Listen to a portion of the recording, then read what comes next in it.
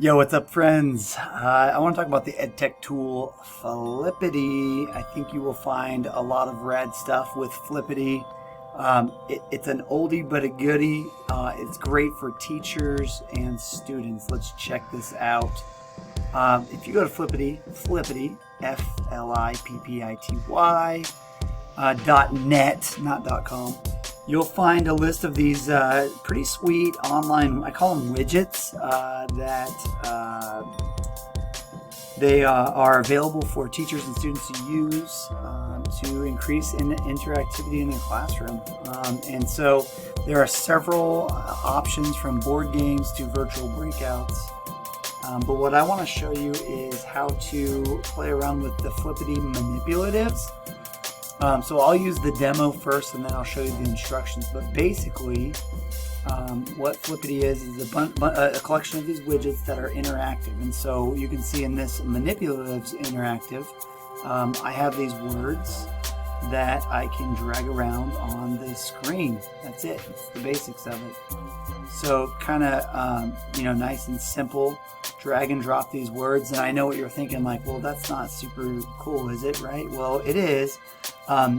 If you were elementary, maybe you want to actually move this out of the way.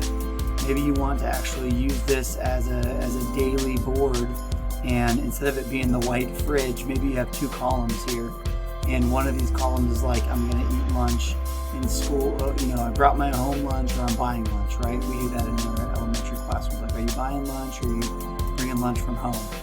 Are you going to computers? Are you going to Spanish? Are you going to art? Are you going? You can make a little chart here. Let's do a 4-column. If you're going to go to computers, specials first, and then you're going to go to art, and then you're going to go to music, right? So you can use this as a way to, just in the class categorize. You could pull this up on your smartboard, and kids can drag these words around. All right, so that's kind of the premise of this. It's super simple, just like a nice way to categorize. You got all these options, right? Here's a grid option. Here's just a wood veneer. Like, that's cool, right? So you got all these options to help classify or categorize the words that you're working on. But what's really nice about this, the plus button lets you make the words bigger and smaller. Okay, so that's really cool. So let's go back though. What's really cool about Flippity is you follow the instructions. You can actually just take a bunch of words that you have and paste them and generate your own board based on those words. So here are the words for the different countries that I've picked. Let's go ahead and make the font a little bigger. So now I have those words that you're working on. So maybe you're doing a spelling test, or you're working on some terminology for your science classroom. And they need to categorize, the countries in maybe it's by population or something like that. And so, so let's just do an 8 grid.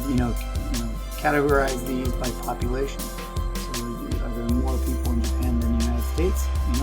They got to figure that out. So that's pretty slick.